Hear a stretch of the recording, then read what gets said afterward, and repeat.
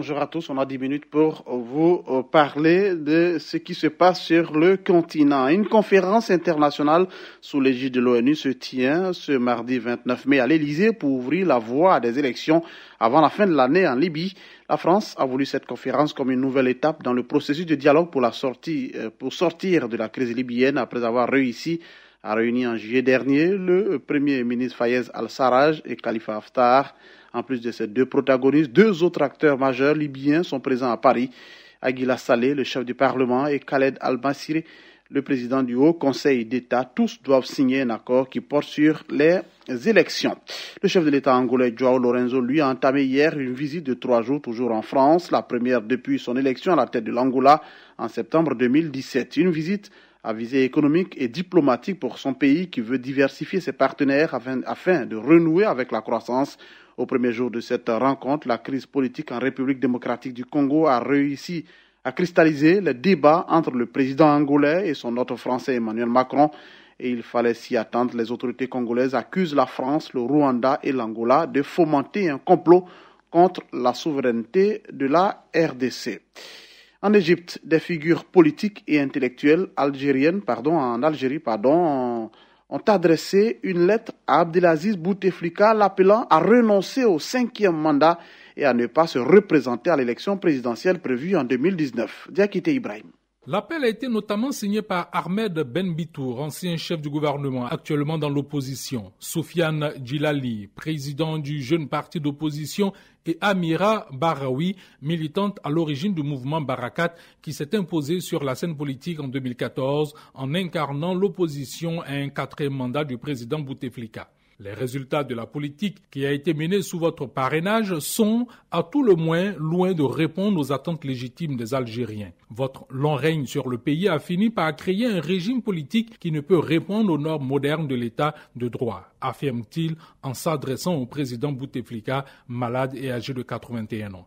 Votre âge avancé et votre dramatique état de santé vous condamnent à ne plus vous occuper des charges de l'État bien trop lourdes. À n'en pas douter, un autre mandat serait un calvaire pour vous et pour le pays, souligne la lettre. Les apparitions du président algérien se sont raréfiées depuis un accident vasculaire cérébral en 2013 qui a affecté sa motricité et son élocution. À moins d'un an de la présidentielle prévue en avril 2019, les appels à un 5e mandat se multiplient parmi les partisans du président Bouteflika qui n'a pas encore annoncé ses intentions. À ce sujet, les signataires de la lettre préviennent le chef de l'État algérien contre les forces malsaines qui se mettent en branle pour vous indiquer le chemin du 5e mandat et l'appellent à renoncer au pouvoir.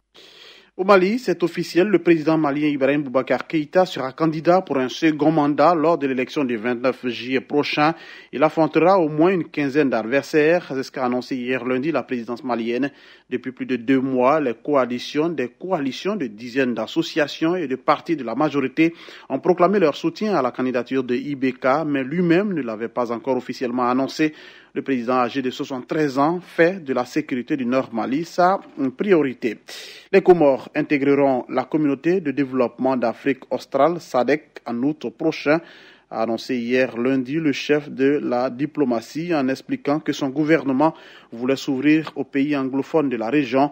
Mohamed Elamine Souef souhaite ouvrir les Comores, ancienne colonie française, aux pays anglophones de la région, notamment la Tanzanie, l'Ouganda et le Kenya. C'est ce que nous explique Denise de la Fafiette. Les Comores, archipel pauvre de l'océan Indien, sont déjà membres du marché commun de l'Afrique de l'Est et australe. Elles seront admises en août dans la SADC, une organisation dont la plupart des pays membres sont majoritairement anglophones. La SADC a confirmé lundi que les Comores rejoindraient officiellement l'organisation en août. Cette décision avait été approuvée lors d'un sommet de l'organisation en août 2017, a ajouté une porte-parole, Barbara Lopi. Mohamed Elamine Souef a tenu à préciser que l'intégration des Comores n'était pas liée au conflit qui oppose Moroni à Paris sur la question de l'île de Mayotte, un département français revendiqué par l'Union des Comores. La relation des Comores avec la France, puissance coloniale jusqu'en 1975, n'en est rien comparable avec celle des autres pays, a-t-il dit. dit. Avec la France,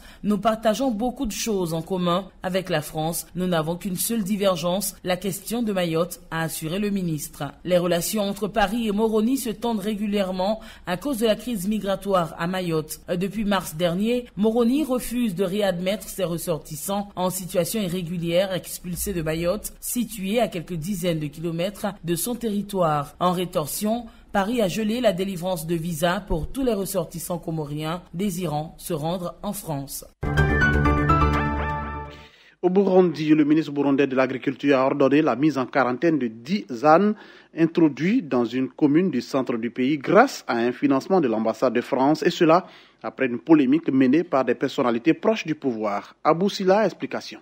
Achetés en Tanzanie, les ânes avaient été mis à la disposition des habitants d'un village de la province de Gitega dans le cadre d'un projet d'une ONG locale pour aider les femmes et enfants à transporter les produits agricoles, l'eau ou le bois de chauffe. Le projet a été violemment critiqué ces derniers jours par des figures proches du pouvoir qui ont qualifié ce don d'âne d'inutile à la nation, rappelant que cette espèce, qui n'est pas indigène du Burundi, symbolise dans la langue française l'ignorance et la bêtise, rapporte IZF.net. Dimanche, le ministre burundais de l'Agriculture a demandé à un administrateur local de faciliter le retrait immédiat de tous les ânes qui ont été distribués sans respecter les procédures techniques de distribution d'animaux exotiques et exiger qu'ils soient acheminés dans un centre de quarantaine. Jeudi, jour de l'inauguration du projet, l'ambassadeur de France au Burundi s'est félicité sur Twitter de l'introduction de la Land Cruiser du règne animal au Burundi. En réponse à la polémique, l'ambassadeur avait ensuite assuré sur Twitter qu'à sa connaissance, toutes les procédures ont été respectées. Cette politisation à outrance d'un simple micro-projet est une catastrophe pour les paysans qui allaient en bénéficier et pour l'ONG qui a invité ce projet et qui visait à terme l'introduction des milliers de bêtes dans la région, a regretté un diplomate européen. On part cette fois en République démocratique du Congo après les récents cas d'Ebola observés dans les localités de Mbandaka, Bikoro et Iboko. De l'UNICEF étend la sensibilisation au niveau des écoles. C'est une initiative qui vise à inculquer de nouvelles habitudes chez les plus petits afin de mieux circonscrire Ebola. Ange Kwadio. L'UNICEF annonce avoir intensifié ses efforts de prévention dans les 3 zones touchées par Ebola en République démocratique du Congo. Il s'agit notamment de Mbandaka, Bikoro et Iboko. Cela implique l'installation des unités de lavage des mains dans 277 écoles et auprès de plus de 13 000 enfants de ces 3 zones. À Mbandaka, par exemple, certaines écoles ont également inséré dans les matières enseignées de ce mois la prévention contre Ebola. Face à ces élèves âgés pour la plupart de 8 ans, Élisée Liyengi, instituteur du haut de ses 15 ans de carrière, commence la journée avec les rappels des messages essentiels. Il faut laver les mains avant de manger, avant de partir à la maison. Il faut que l'élève se lave les mains. À quelques mètres de cette classe, un autre enseignant vient de rappeler les mêmes messages à ses élèves. Laver les mains avec du savon avant de manger. Après avoir joué, on lave les mains et puis on entre dans la salle. Dans cette école, comme dans plusieurs autres de Mbandaka, la sensibilisation des élèves est cruciale dans un contexte où Ebola est considéré dans certains ménages comme relevant de la sorcellerie, comme en témoigne un responsable des relais communautaires dans la zone de santé de Wangata. À l'heure de la sensibilisation,